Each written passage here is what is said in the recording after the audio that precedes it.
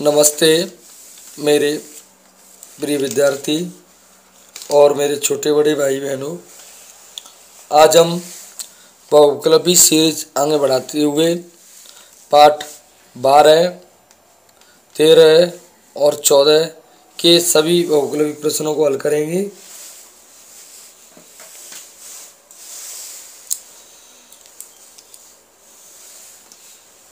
बारह, 13 और 14। सबसे पहले हम स्टार्ट करते हैं पार्ट 12। आप पहले देख लें, सभी प्रश्नों को सॉल्व कर लें, उसके बाद हम सॉल्व करते हैं, तो आप देखते रहना।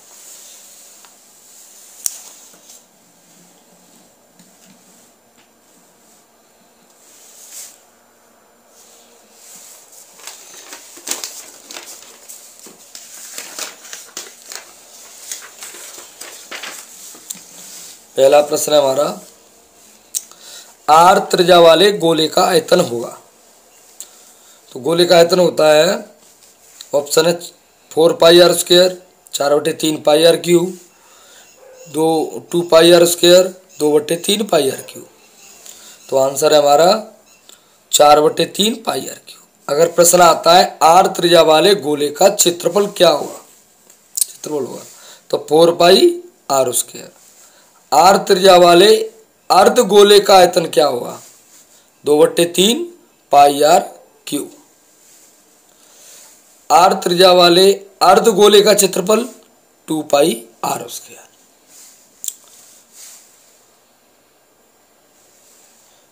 अगला प्रश्न है, अर्ध गोले का संपूर्ण पृष्ठीय क्षेत्रफल। अर्ध गोले का पृष्ठीय क्षेत्रफल होता है 2 पाई आर स्क्वायर। अर्धगोले का संपूर्ण इसमें जी आधार है ऊपर, इसे भी जोड़ देंगे, पाई आर स्क्वायर। तो आंसर हो जाएगा 3 pi R square. 2 pi R square, 3 pi R square, 2 pi R H, pi R L. Answer है 3 पाई आर स्क्वायर। किसी गोले का वक्र पृष्ठीय क्षेत्रफल 144 पाई सेमी स्क्वायर है, तो इसकी त्रिज्या है 36 सेमी, 6 सेमी, 12 सेमी, 6√2 सेमी। वक्र पृष्ठीय क्षेत्रफल, तो वक्र पृष्ठीय क्षेत्रफल फॉर्मूला होता है वक्र पृष्ठीय क्षेत्रफल बराबर 144 पाई। तो वक्र पृष्ठीय क्षेत्रफल होता है 4 पाई आर स्क्वायर बराबर 144 पाई। पाई से पाई काट देंगे, 4 से 144 कट गई 36 बार, आर स्क्वायर बराबर 36। आर अंडर लग जाएगा, 36 का वर्ग है 6 का, तो आर बराबर हो गया 6 सेमी। तो आंसर हो गया 6 सेमी। अगला प्रश्न है, यदि किसी गोले की त्रिज्या 4 गुनी हो जाए तो उसका आयतन क्या होगा। इसका मतलब यह है 4 गुना, 16 गुना, 36 गुना, 64 गुना। इसका मतलब है कि एक गोला है, उसकी त्रिज्या है आर, तो इसका आयतन होगा 4/3 पाई आर क्यूब। अगर इसकी त्रिज्या 4 आर कर दी जाए तो इसका आयतन क्या होगा, आयतन होगा 4 पाई 4 आर का क्यूब। कितना गुना होगा, तो हम इस सवाल को करेंगे 4 पाई 4 आर क्यूब बट्टे में 4/3 पाई आर क्यूब। 4/3 से 4/3 गया, 4 का घन 64, आर क्यूब बट्टे आर क्यूब, आर क्यूब से आर क्यूब कट गया, 64/1 यानी 64:1 या 64 गुना हो जाएगा। कितना गुना हो जाएगा, 64 गुना। इतना नहीं करना है हमें। अगर प्रश्न आता है किसी गोले की त्रिज्या 4 गुनी हो जाए तो इसका आयतन होगा, तो ओनली जितनी गुनी होगी उसका घन करना है आपको। 4 गुनी तो 4 का घन कर देंगे 64। कितना गुना हो जाएगा, 64 गुना। अगर 2 गुनी होती तो 2 का घन कर देते 8 गुना। 4 गुना, 16 गुना, 36 गुना, 64 गुना। आंसर होगा 64 गुना। इसकी ट्रिक है ये। त्रिज्या जितनी गुनी है, 2 गुनी, 3 गुनी, 4 गुनी, उसका आयतन पूछता है तो उसका हम घन कर देते हैं। अगर क्षेत्रफल पूछेगा तो उसका वर्ग कर देंगे। मान लो 4 गुनी होती तो 4 का वर्ग हो जाता 16। तो 16 गुनी हो जाती। अगला प्रश्न है, यदि किसी गोले की त्रिज्या आधी कर दी जाए तो पुराने और नए क्षेत्रफल का अनुपात ज्ञात कीजिए। तो पुराने गोले का क्षेत्रफल है 4 पाई आर स्क्वायर। अब त्रिज्या 4 पाई आर बट्टे 2 का स्क्वायर, 4 पाई थे 4 पाई कट गई, आर स्क्वायर बट्टे 4, 4 ऊपर उड़ान पहुंच जाए, 4 आर स्क्वायर बट्टे आर स्क्वायर, आर स्क्वायर थे आर स्क्वायर कट गई, 4 बट्टे 1। आंसर हो गया 4:1। तुम्हारा आंसर है 4:1। अगला प्रश्न है, दो बेलनों की त्रिज्याओं का अनुपात 1:2 है तथा उनकी ऊंचाइयों का अनुपात 5:3 है, तो उनके आयतनों का अनुपात है। तो अगर आपको बेलनों की त्रिज्याओं का अनुपात और ऊंचाइयों का अनुपात दिया है, तो अगर उनकी आयतनों का अनुपात पूछ रहा है तो आंसर होगा, उनकी जो त्रिज्या दी है उनको बट्टे में लिख लेंगे, उनका कर देंगे वर्ग, इनटू, और जो ऊंचाई लिए उन्हें लिख देंगे बट्टे में। ये ट्रिक है हमारी। तो 1 का वर्ग 1, 2 का वर्ग 4 गुणा 5/3, 5 को गुणा 1 है 5, 3 गुणा 1 4 गुणा 12। तो आंसर हो गया 5:12, 12:5, 5:12, 7:5, 6:5। तो आंसर है 5:12। एक बेलन और एक शंकु के आधार समान है, एक बेलन और एक शंकु के आधार समान है। यदि उनकी ऊंचाई भी समान हो तो उनके आयतनों का अनुपात है 1:3, 3:1 और 1:2 और 2:1। एक बेलन और शंकु के आधार, ये बेलन है हमारा, इसकी त्रिज्या ये r और इसकी ऊंचाई हमारी h। इसी प्रकार एक शंकु है हमारा, इसकी त्रिज्या है r और इसकी ऊंचाई है h, समान है दोनों। बेलन का आयतन होगा 4 पाई आर स्क्वायर h, शंकु का आयतन 1/3 पाई आर स्क्वायर h। पाई से पाई कट गई, आर स्क्वायर कट गई, h से h कट गई। 3 कैसे गुणा हो जाए, 3:1। तो इसका आंसर होएगा 3:1, 3:1। बेलन तथा शंकु के आधार वृत्त की त्रिज्या का अनुपात 3:4 है तथा उनकी ऊंचाइयों का अनुपात 2:3 हो तो उनके आयतनों का अनुपात ज्ञात कीजिए। जब बेलन तथा शंकु के आधार वृत्त की त्रिज्या का अनुपात 3:4 है तथा उनकी ऊंचाई का अनुपात 2:3 हो तो उनके आयतनों के अनुपात ज्ञात कीजिए। अगर इस प्रकार का प्रश्न बनता है तो कुछ नहीं करेंगे, जो त्रिज्याओं का अनुपात दिया उसे 3/4 उसका वर्ग करेंगे, गुणा जो ऊंचाई नहीं उनका अनुपात 2 बट्टे में लिख लेंगे, गुणा 3/1 का गुणा करेंगे प्रत्येक सवाल में, 3/1। 3 का वर्ग 9 बट्टे 4 का वर्ग 16 गुणा 2/3 गुणा 3/1। 3 से 3 कट गई और 2 से 16 8 बार, तो आंसर हो गया 9/8। तो 9:8। तो ऑप्शन है हमारा 9:8, 8:9, 4:9, 9:16, 9:8। अगला प्रश्न है, एक 8 सेमी त्रिज्या के शीशे के ठोस गोले से 1 सेमी त्रिज्या वाले कितने ठोस गोले काटे जा सकते हैं। अगर इस प्रकार का क्वेश्चन आता है, गोले में से गोला काटा जाता है, तो कुछ नहीं करेंगे, जो पहले वृत्त की त्रिज्या है, पहले गोले की त्रिज्या है उसका घन कर लेंगे, बट्टे में जो घन काटे जा रहे हैं उन उसकी त्रिज्या का उसका घन कर लेंगे। 8 का घन 500 बार है, 1 का घन 1, 1 का घन 500 बार में देंगे तो 500 बार है। ऑप्शन 64 500 बार है, 8 इनमें से कोई नहीं, आंसर है 500 बार है। 6 सेमी भुजा वाले घन का आयतन होगा, तो घन का आयतन होता है, भुजा है 6 सेमी, घन का आयतन होता है भुजा क्यू, 6 का क्यूब 216 सेमी क्यूब। तो 216 semi cube 216 semi square 6√3 semi 144 semi square, तो 216 सेमी क्यूब। और भी प्रश्न है इस पार्ट के हमारे पास, आपको बताते हैं।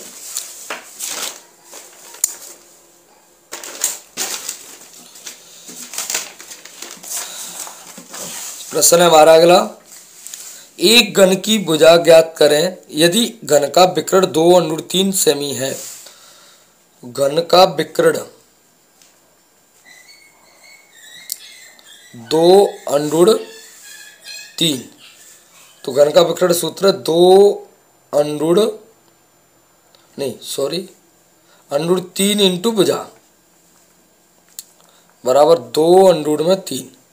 √3 कट गई तो भुजा बराबर आ गया 2।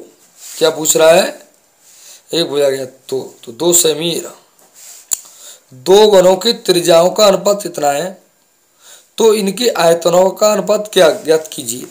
जब दो घनों की त्रिज्याओं का अनुपात या दो घनों की भुजाओं का अनुपात दिया हो और उनके आयतनों का अनुपात पूछे, तो जो अनुपात दिया है उसका घन कर लेंगे। 2 का घन 8, 3 का घन 27, तो 8:27। अगर क्षेत्रफल का आयतन का पूछेंगे तो वर्ग कर लेंगे, तो 8:27। दो घनों के आयतनों का अनुपात 1:8 है, तो भुजाओं का अनुपात बताओ। जब दो घनों के आयतनों का अनुपात दिया है, भुजाओं का अनुपात पूछ रहा है, तो अनुपात का घनमूल ले लेंगे। अनुपात का घनमूल, 1 किसका घन है 1 का, 8 किसका घन है 2 का, तो 1:2। तो आंसर 1:2। एक घनाभ की लंबाई, चौड़ाई और ऊंचाई 10 सेमी, 8 सेमी और 6 सेमी है, तो इसका विकर्ण ज्ञात कीजिए। आप इस प्रश्न को हल करेंगे और हमारे कमेंट में इसका आंसर डालेंगे। अब हम चलते हैं अगले पार्ट पर। पार्ट हमारा 13 पार्ट। प्रश्न देख लो आप।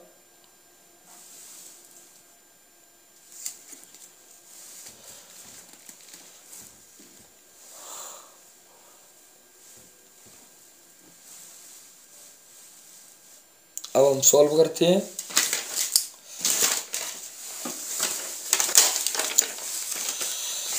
पाँच 6 8 5 7 7 5 3 5 का बहुलक।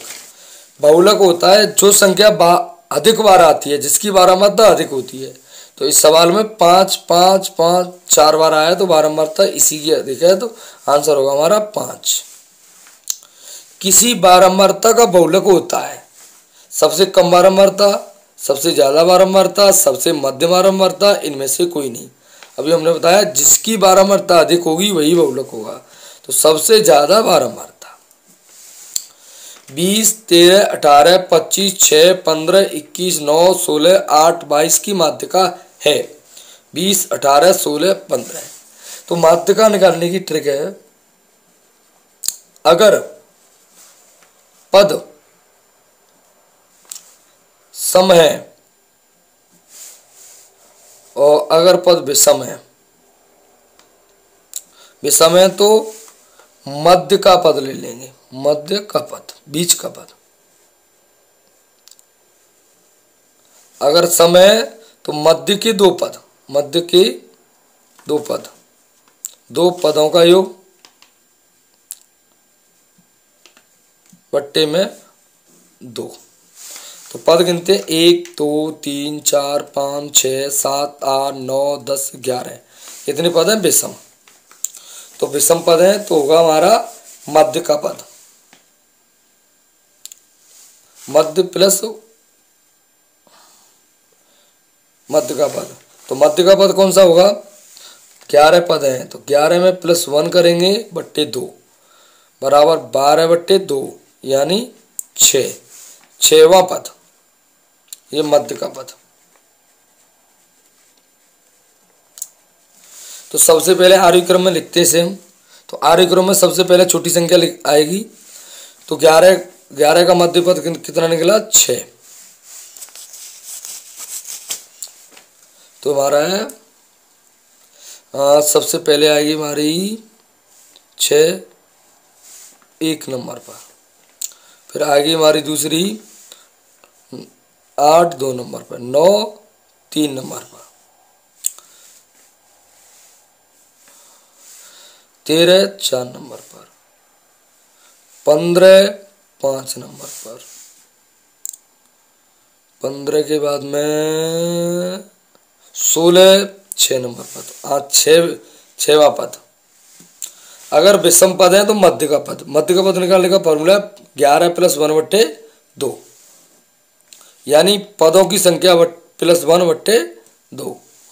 तो 6वें पद का नंबर कौन सा है? 16। तो आंसर होगा हमारा 16। 20 18 16 15। अगर इस तरीका से नहीं समझ में आता है तो मैं आपको एक तरीका और बताता हूँ इसका। सबसे पहले आरोही क्रम में लिखेंगे 6 8 6 8 9 13 15 16 18 20 21 22 25। 1 2 3 4 5 6 7 8 9 10 11। तो 11 तो एक जालंत काट दिया, एक इधर से, एक इधर से, एक इधर से, एक इधर से, एक इधर से, एक इधर से, एक इधर से, एक इधर से, एक इधर से। तो आंसर आ गया 16। इस तरीका से कर सकते हैं हम सवाल को। अगला प्रश्न है 30-40 का वर्ग चिन्ह है। तो वर्ग चिन्ह का फॉर्मूला है वर्ग चिन्ह बराबर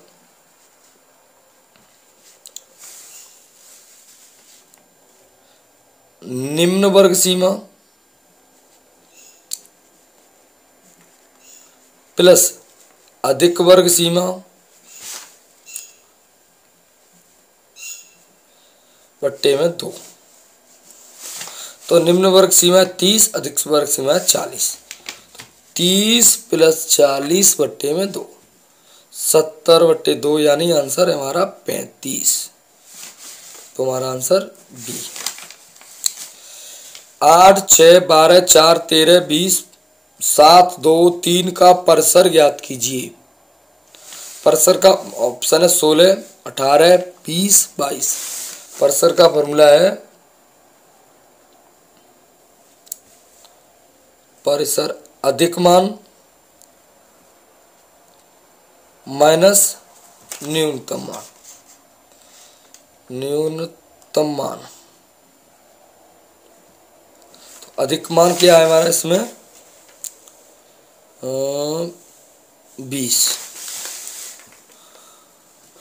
न्यूनतम मान क्या है हमारा इसमें 2। 20 - 2, 20 में 2 तो 18। तो आंसर आता है हमारा 18। वर्ग अंतराल 5-10 10-15 15-20 के वर्गों की लंबाई है। तो इनके वर्गों की लंबाई, इनमें कितने का अंतर है? 5 का, इसमें भी 5 का अंतर है, इसमें भी 5 का अंतर है, इसमें भी 5 का अंतर है। तो वर्ग लंबाई हो गई 5। x + 3 x + 6 x + 9 तथा x + 12 का समांतर माध्य है। तो समांतर माध्य निकालने का फॉर्मूला है आंकड़ों का योग बट्टे आंकड़ों की संख्या। तो आंकड़े हैं x + x + 3 + x + 6 + x + 9 + x + 12 बट्टे में 1 2 3 4 5 1 2 3 4 5 1 2 3 4 5 5x प्लस 12 9 21 21 तो 6 27 27 और 3 30। 5 को भाग देंगे 5 से, ऐसा कहते हैं 5 ऊपर से कॉमन ले लेते हैं तो x + 6, 5 से 5 कट गई। तो आंसर आ गया हमारा x + 6, x + 4 x + 6 x + 8 x + 12। तो x + 6। अब हम थोड़ी सी ट्रिक के बारे में बात करते हैं। अगर समांतर माध्य के लिए, समांतर माध्य के लिए अगर कोई श्रेणी है या कोई मान है, उनमें समान अंतर है, क्या है समान अंतर। तो समांतर माध्य निकालने का एक ट्रिक है, प्रथम पद प्लस अंतिम पद बट्टे में 2। तो देखिए इससे यहाँ पर 3 जुड़ गई, यहाँ पर 6 हो गया, यहाँ पर 9 हो गया, यहाँ पर 12 हो गया। तो इसका मतलब इसमें 3 का अंतर है, समान अंतर है। तो पहला पद क्या है हमारा x, अंतिम पद क्या है x प्लस 12 बट्टे में 2। x 2x प्लस 12 बट्टे में 2। 2 का भाग 2x में देंगे x, 2 का भाग 12 में देंगे 6। आंसर आ गया x प्लस 6। तो हम ट्रिक से भी कर सकते हैं इस सवाल को। वर्ग अंतराल 25-30 में निम्न सीमा क्या है? तो ये पहला मान निम्न सीमा होता है, ये अधिक सीमा होती है। तो आंसर हो गया हमारा 25। प्रथम 10 विषम संख्याओं का समांतर माध्य।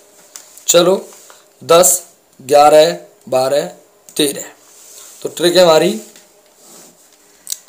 प्रथम n प्राकृतिक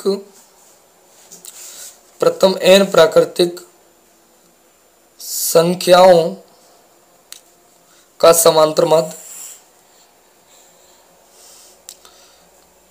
समांतर माध्य हमारा सूत्र n + 1/2। प्रथम n सम संख्याओं, प्रथम 10 विषम संख्याओं का माध्य है। तो सूत्र हमारा प्रथम n प्राकृतिक संख्याओं का समांतर माध्य n + 1/2। प्रथम n सम संख्याओं का समांतर माध्य बराबर n + 1। प्रथम n विषम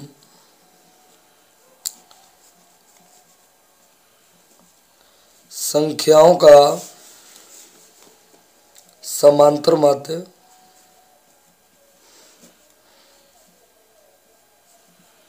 बराबर n।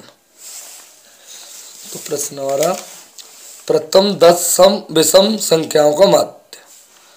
तो प्रथम n विषम संख्याओं का माध्य n, जितनी विषम संख्या होंगी उतने का समांतर माध्य उतना ही होगा। प्रथम 10 है तो उनका समांतर माध्य भी 10 होगा। Answer A. 5 की प्रथम 7 गुणजों का योग का माध्य है। 5 के प्रथम 7 गुणजों का माध्य है। तो 5 के 7 गुणज हैं 5, 10, 15, 20, 25, 30, 35। 1, 2, 3, 4, 5, 6, 7। हमने एक ट्रिक बताई थी अभी आपको, अगर इनमें अंतर समान हो तो पहला और अंतिम लेंगे और उसमें नीचे 2 का भाग दे देंगे। प्रथम प्लस अंतिम बट्टे 2। 35 और 5 40 बट्टे में 2, 2 का भाग 40 में 20। तो आंसर कितना होगा 20। 25, 20, 15, 35। तो आंसर है हमारा 20। यदि 1, 4, x 5 तथा 12 का समांतर माध्य 7 है तो x का मान ज्ञात कीजिए।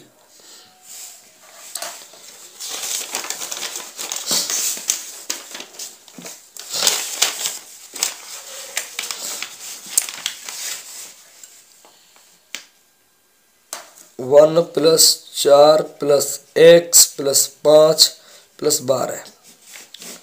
1, 2, 3, 4, 5 बट्टे में 5। समांतर माध्य 7। 7 बराबर 12, 5, 17, 17, 4, 21, 21, 1, 22 प्लस x बट्टे में 5।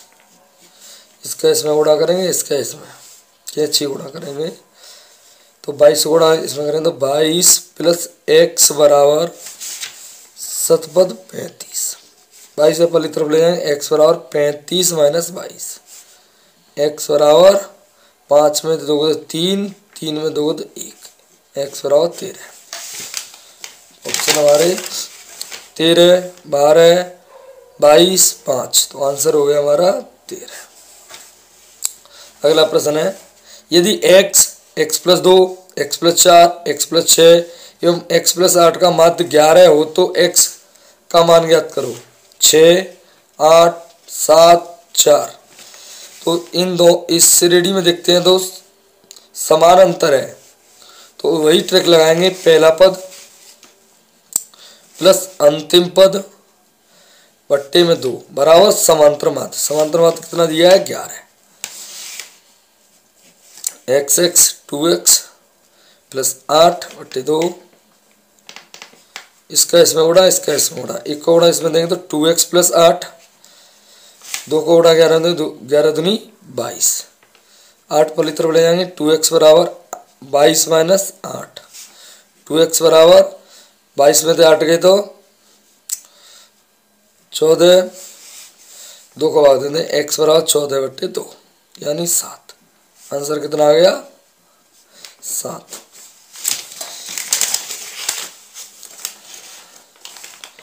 6, 8, 7, 14 तो 4, आंसर है 7। यदि 1, 5, 7, 10, x 16, 20, 25 और 30 की मात्रा 14 हो तो x का मान ज्ञात कीजिए। तो सबसे पहले हम पद गिनते हैं। 1, 2, 3, 4, 5, 6, 7, 8, 9। तो मैंने बताया था अगर विषम पद है तो उसका बीच का पद ही माध्यिका होगी। तो और इनको देखो, ये क्रम आरोही क्रम में भी लिखे हैं। तो इधर से इसे एक इसे छोड़ दो, इसे छोड़ दो, इसे इधर से इधर से इधर से इधर से, कितना बचा? x। और माध्यिका का मान कितना दिया है? 14। तो x का मान कितना हो गया? 14।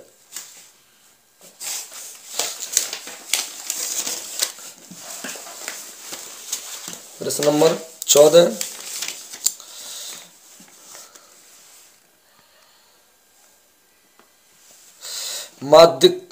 माध्यिका और बहुलक में कौन सा संबंध है? प्रश्न नंबर 14 और प्रश्न नंबर 15 आपको सॉल्व करके हमें आंसर कमेंट में करना है। देख लो,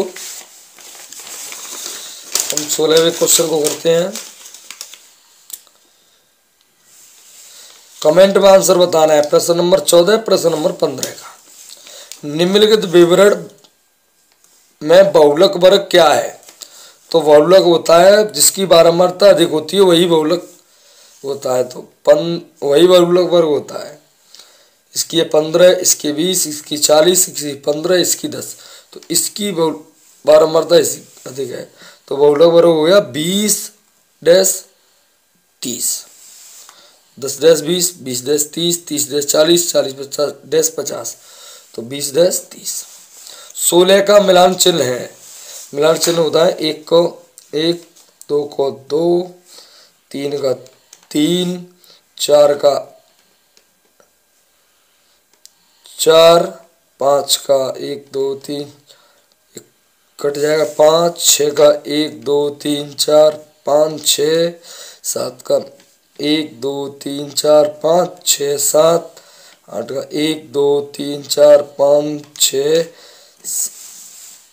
6, 7, 8, 9 का 1, 2, 3, 4, 5, 6, 7, 8, 10 का 1, 2, 3, 1, 2, 3, 4, 5, 6, 7, 8, 9, 10, 11 का इसी तरीक़ा से आगे बढ़ते चले जाएंगे। तो 16 का है 5, 5, 10, 15 ही, तो ये 5, 5, 10 है। 5, 10, 15, 1, 16, यही आंसर है। अब चलते हम पार्ट नंबर 14। पार्ट 14 प्रश्न है ये हमारे, आप देख सकते हैं, इन्हें देख लो और वीडियो को रोक करके सॉल्व कर सकते हैं।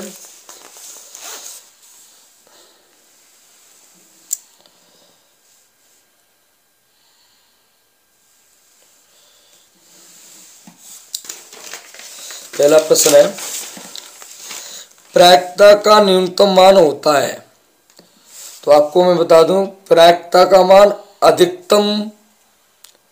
अधिक से अधिक 1 हो सकता है और कम से कम 0 हो सकता है। जीरो से बड़ा, जीरो या जीरो से बड़ा, एक या एक से छोटा होता है। तो न्यूनतम मान क्या होगा? 0, 1, 2, इनमें से कोई नहीं, तो आंसर 0। एक असंभव घटना की प्रायिकता क्या होगी? 1, 0, 2, इनमें से कोई नहीं। कोई घटना असंभव है तो उसकी प्रायिकता होगी 0। निम्नलिखित में कौन सी संख्या किसी घटना की प्रायिकता नहीं हो सकती? 80%, यानी 80% हटाने के लिए 100 का भाग देंगे। 20 से 4 बार, 20 से 5 बार, 4/5।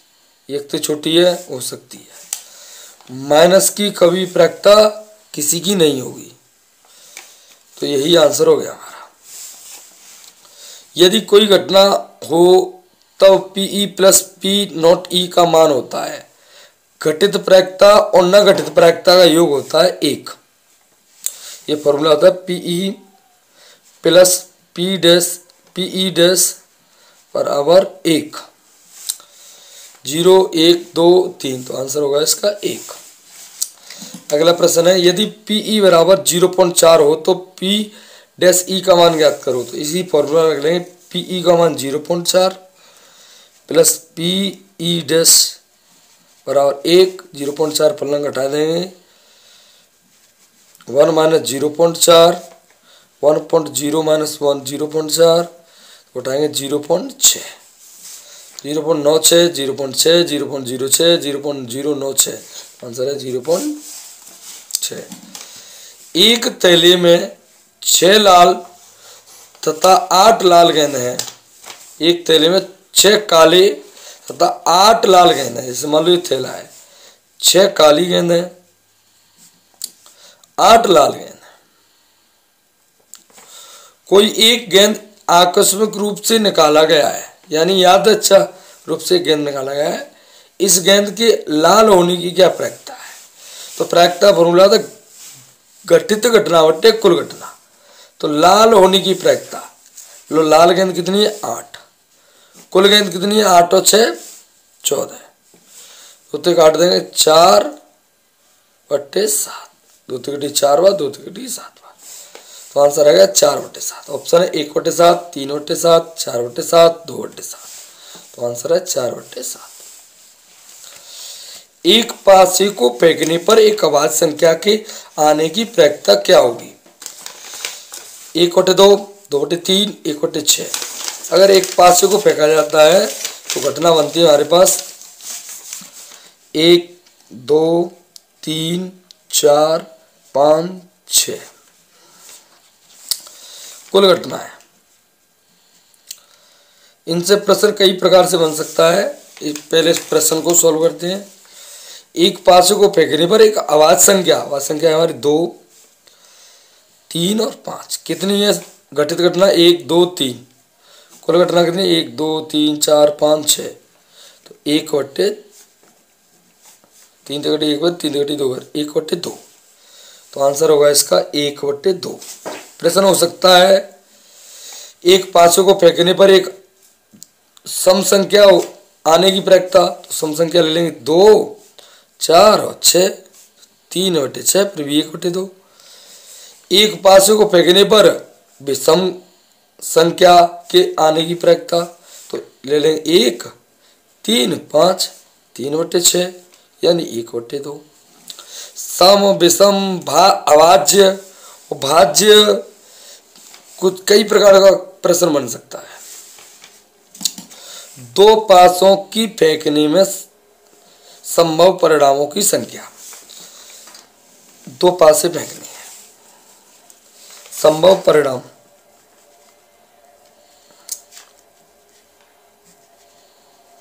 यानी कुल मिला के दूसरा मतलब कुल घटना। अगर सिक्का फेंका जा रहा है, सिक्का अगर एक फेंका जा रहा है तो 2 की घात 1, 2 सिक्का फेंके जा रहे हैं तो 2 की घात 2, 3 सिक्का फेंके जा रहे हैं तो 2 की घात 3 यानी 2, 4 यानी 8। अगर पासा फेंका जा रहा है तो एक पासा फेंका जा रहा है 6 की घात 1, 2 पासे फेंके जा रहे हैं 6 की घात 2, 3 पासे फेंके जा रहे हैं 6 की घात 3 यानी 6, 6 का वर्ग 36 घटना, 6 का 216, ये कुल घटना है। तो प्रश्न है, 2 पासों को फेंकने में संभव परिणाम की संख्या है 8, 36, 6, 216। तो आंसर है 36। ताश के पत्तों की एक गड्डी को अच्छी तरह से फेंटा गया है, एक पत्ती यादृच्छा निकाली जाती है, तो इसके इक्का होने की क्या प्रक्रिया है? कुल ताश के पत्ता होते हैं 52, तो कुल घटना होगी 52। इक्कों की संख्या होती है 4, तो 4 से कटेगी एक बार, 4 से कटेगी 13 बार, तो 1/13 आंसर। 4/13, 1/13, 4/13, 6/52, तो यानी 1/13। एक साथ 2 सिक्का उछालने पर कम से कम एक सिक्के पर चिताने की प्रक्रिया 3/4, 1/4, 1/2, इनमें से कोई नहीं। एक साथ 2 सिक्कों उछालने पर, जब अगर हम एक साथ 2 सिक्के उछालेंगे तो घटना कितनी बनेगी हमारी? 4। कौन कौन सी? Head, head, tail, tail, head, tail, head, tail, ये घटना बनेगी। प्रश्न कह रहा है, कम से कम एक सिक्के पर चित्ताने की, कम से कम एक पर चित्ता है, एक एरा और एक एरा, कम से कम एक चित्त, 2 चित्त भी हो सकते हैं एक एरे, तो घटित घटना कहेगी 3। कुल घटना 1, 2, 3, 4/4, तो आंसर हो गया हमारा 3/4। तो 3/4। एक साथ 3 सिक्का उछालने पर 2 सिक्कों पर पट्ट आने की यह प्रक्रिया है। एक साथ 3 सिक्का उछालेंगे तो घटना कितनी बनेगी? 8। घटना बनाने का मैं तरीका बताऊंगा आपको।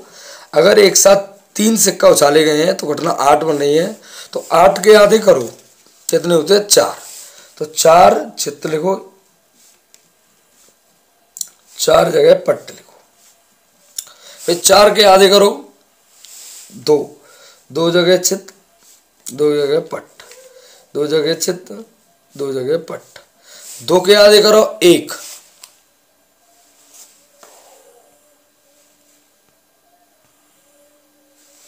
1 जगह चित्त, 1 जगह पट्ट, 1 जगह चित्त, 1 जगह पट्ट, 1 जगह चित्त, 1 जगह पट्ट, 1 जगह चित्त, 1 जगह पट्ट, ये घटना बनेगी हमारी 8। प्रश्न क्या है वो हमारा? कुल घटना 8 हो गई। नीचे प्रश्न है हमारा, एक साथ 3 सिक्का उछालने पर 2 सिक्कों पर पट्ट आने की, 2 सिक्कों पर पट्ट, 2 सिक्कों पर, 2 सिक्कों पर एक जेरी, 1 जेरी 2, 1 जेरी 3, तो 3/8। तो ऑप्शन 3/8, 1/2, 2/8, 1/8, 3/8। इसी प्रकार हमने बहुविकल्प भी 14 पार्ट तक आज करे हमने। वीडियो को लाइक करें, सब्सक्राइब करें और कमेंट करें, और जितने हमने 2-3 प्रश्न छोड़े हैं उनके जरूर हमारे कमेंट में आप आंसर करें। चलो